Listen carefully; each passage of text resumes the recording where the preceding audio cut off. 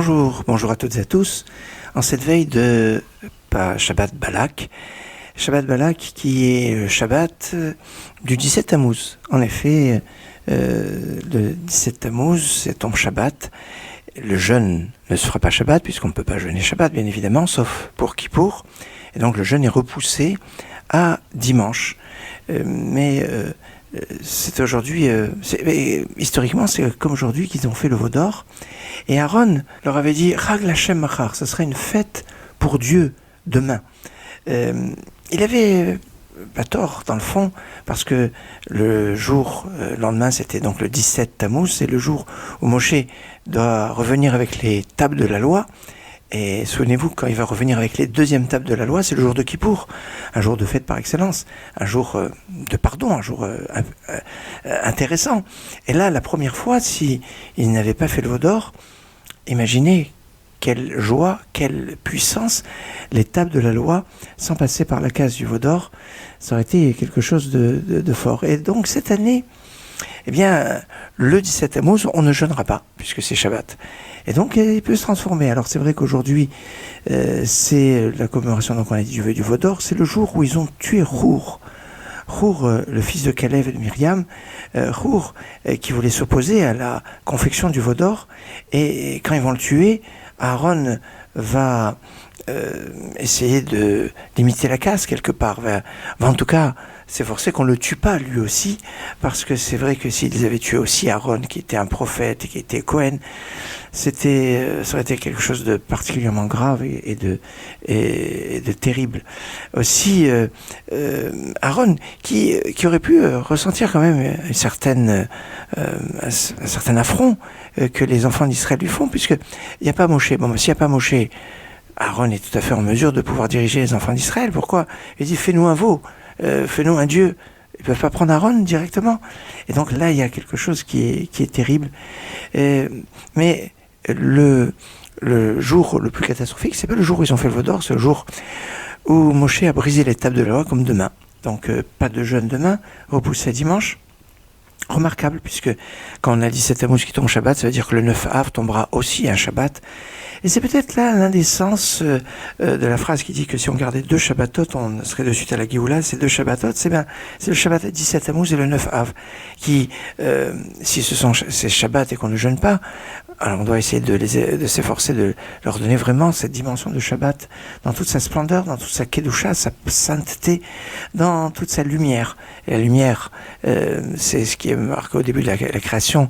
Dieu a dit que la lumière soit, la lumière fut, et Dieu a vu que la lumière était bonne. Le mot bon, c'est dit en hébreu tov. Tov, ça veut dire numérique, c'est 17. 17, c'est la date du 17 Tammuz, où il va y avoir cette relation avec la lumière qui est assez intense dans cette période. On est en période d'été, caniculaire. Bon, mais il y a ici quelque chose de fort, d'important, qui nous lie avec l'annonce du jeûne, parce que il y a 2 jeûnes dans la tradition séfarade que l'on annonce. Dans la tradition ashkénaze, on n'annonce pas les jeûnes, mais on n'annonce pas tous les jeûnes. Les 2 seuls jeûnes qu'on annonce, c'est le 17 Tammuz, ce jeûne, et le 10 Tevet. En fait, les autres jeûnes, on ne les annonce pas parce que quelque part, ils sont annoncés par d'autres choses, et il y a d'autres éléments qui vont nous rappeler qu'il y a le jeûne. Le jeûne du 9 Av, on a toute la période de Bein Hametzarim, entre les défilés depuis le 17 Tammuz, on est déjà dans la perspective du 9 Av, avec à partir de Rosh Chodesh Av, on ne peut pas manger de viande, à partir de Shavuot Sheralbo, la semaine tombe Tisha B'Av, il y a intensité du deuil. Il y a des choses qui préparent, qui font que on ne peut pas oublier le 9 Av, on ne peut pas oublier le jeûne de Guédalia, qui est au lendemain de Rosh Hashanah. Alors évidemment, Rosh Hashanah, on sait que le lendemain, c'est le jeûne de Guédalia. Le jeûne d'Esther précède la fête de Purim, et donc on ne peut pas aussi l'oublier, parce que on est dans la perspective de la fête de Purim qu'on prépare avec toutes les festivités, etc. Quant à Kippour, et 40 jours avant Kippour, on commence les slichot, et dans le rite séfarade, dans le rite ashkénaze, il y a ce rite shofar qui prépare plus à Rosh Hashanah, certes, qu'à Kippour, mais enfin bon, on a beaucoup de choses. Et puis Kippour, c'est Minat Torah, il n'y a aucun risque qu'on puisse l'oublier. Par contre, le 10 Tevet, qui arrive comme ça, quelque part en plein milieu d'une période où il ne se passe pas grand-chose, comme le 17 Tammuz, ce sont des jeûnes que l'on doit annoncer et de se préparer à ce jour de jeûne, car cela est fondamental. Alors, on va rentrer dans la période de Bein HaMetzarim. Cette période, c'est une période où on écoute moins de musique. Alors, on va profiter qu'on est avant Bein HaMetzarim. Je vous propose un petit passage de la paracha. Hen Am Levada Dishkon. C'est les bénédictions de Bilham. C'est un peuple qui est seul. Et c'est Yaakov Shweki qui le chante.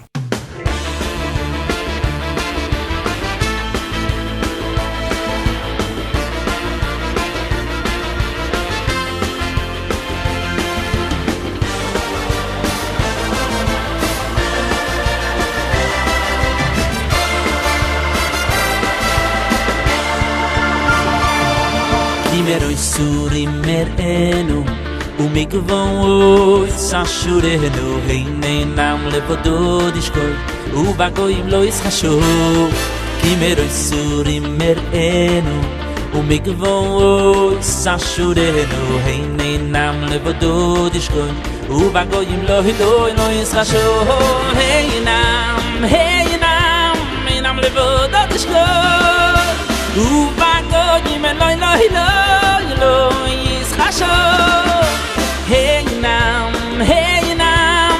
levodo dishkol ubagoim lo yishasho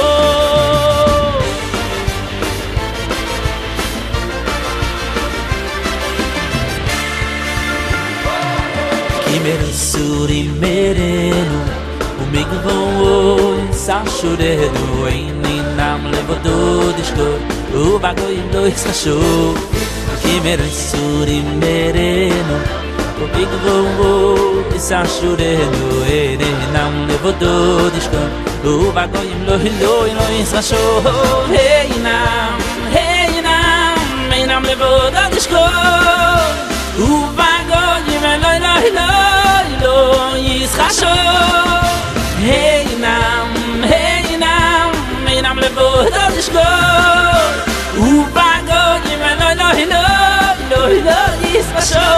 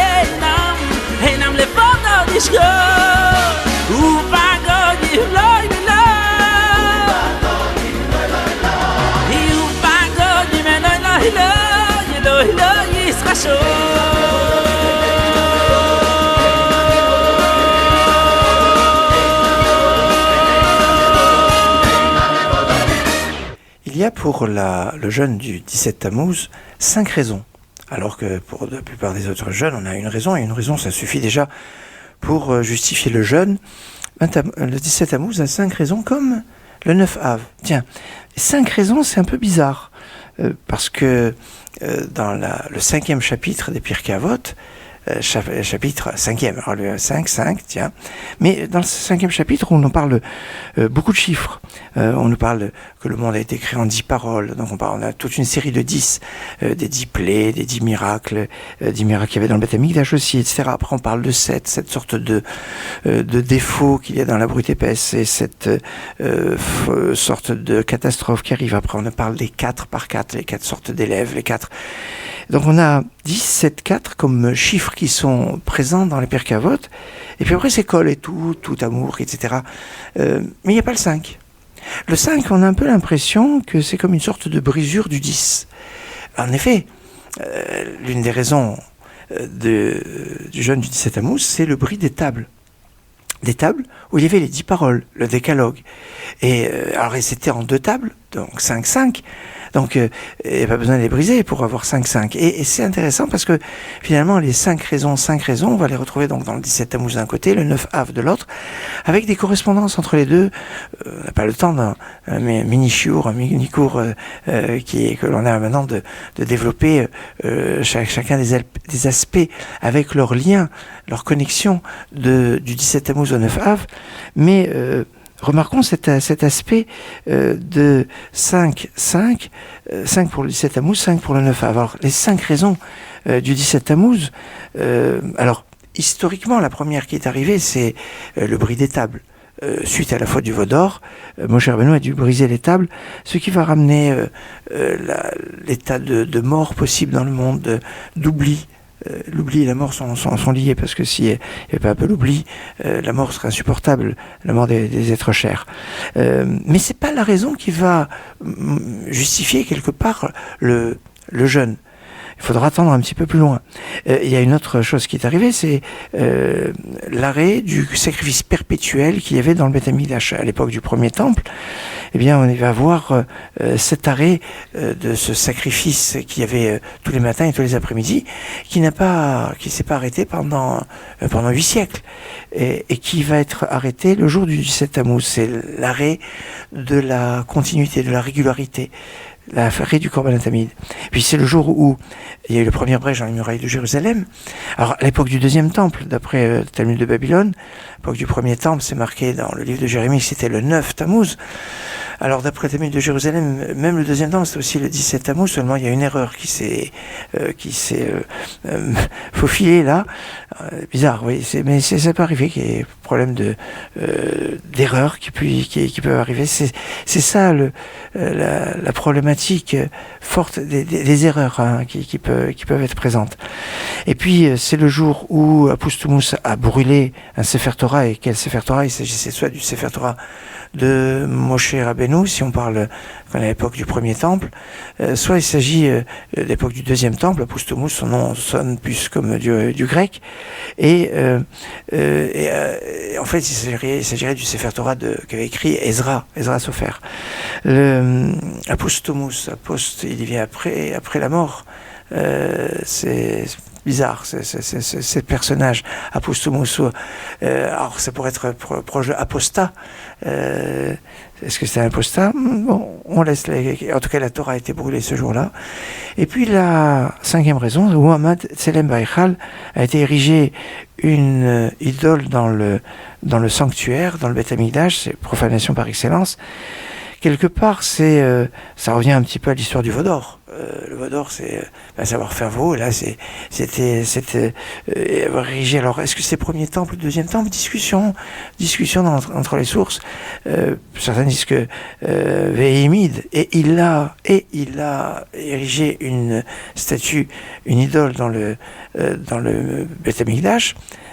C'est la suite de la phrase d'avant qui a dit Apostoumus a brûlé la Torah et il a érigé une idole. Donc c'est une possibilité de lecture, et donc ça aurait été à l'époque du deuxième temple, ou alors où Muhammad a été érigé sans nous dire qui, et en fait c'était à l'époque du roi Ménaché, un roi qui a agi pas mal pendant quelques années. Après il a fait Teshuvah, mais il a eu quand même toute une période de richout, de méchanceté qui était assez grave. Et voici les 5 raisons.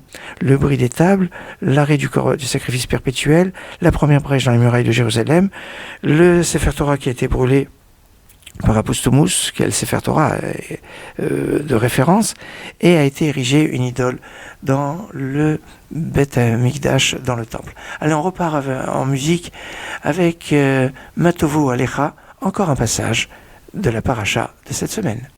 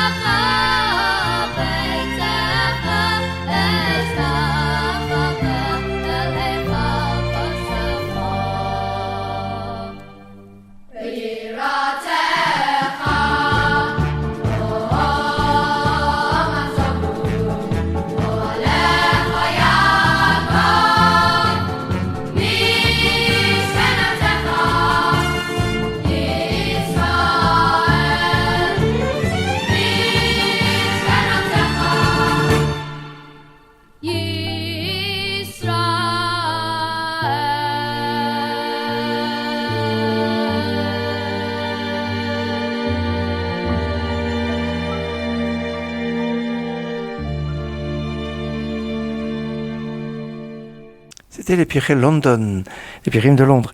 Et c'est le moment de retrouver notre réflexion sur la Haftara de cette semaine, la Haftara tirée du prophète Micha, Michée en français, chapitre 5 du verset 6 au chapitre 6 verset 8. Micha, c'est ce qu'on appelle un des petits prophètes qui a 7 chapitres et qui fait partie de ces 12 petits prophètes. Il est l'élève du grand Isaïe, c'est un contemporain de Amos. Il va prophétiser sur le royaume d'Israël et sur le royaume de Judée. C'est le premier d'ailleurs à annoncer la destruction du temple. Il va être témoin de l'exil des 10 tribus du nord qui vont se faire en 3 vagues sur 20 ans. Et ce passage a été choisi parce qu'il dit « Souviens-toi de ce que Balak, roi de Moab, avait fait et ce que lui avait répondu Bilaam. » Et oui, une mitzvah de se souvenir, comme on doit se souvenir de ce qui s'est passé avec Myriam, se souvenir de Amalek, se souvenir de ce que Balak et Bilaam ont fomenté et Hachem, Dieu a déjoué leur volonté. Le nom de Balak est mentionné 43 fois dans toute la Bible. Dans les 43 fois, il y a 40 fois dans la paracha de Balak quand même. Et il y en a 3, et si c'est une de ces 3 fois qu'on en reste des textes. Alors c'est intéressant parce que je vous ai dit que le prophète Micha est dans les 12 petits prophètes. Il est placé dans le livre entre Yona d'un côté et Nahum de l'autre. Alors dans Yona, il y a une seule haftara qui est piochée dans Yona, c'est l'haftara du jour de Kippour, on lit tout le livre de Yona, et le prophète qui est marqué après Micha dans les 12 petits prophètes, c'est Nahum. Nahum, vous ne trouverez aucune haftara qui a été piochée dans le prophète Nahum.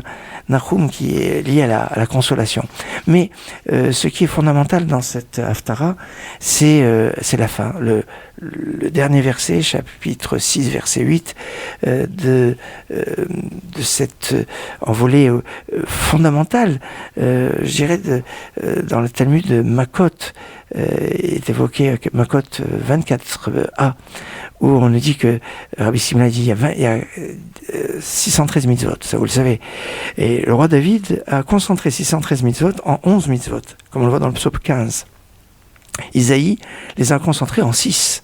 Micha en 3, c'est notre haftara, et Habakkuk l'a concentré en 1, Vetzadik be'emunato yechie, le tzadik vit dans sa foi.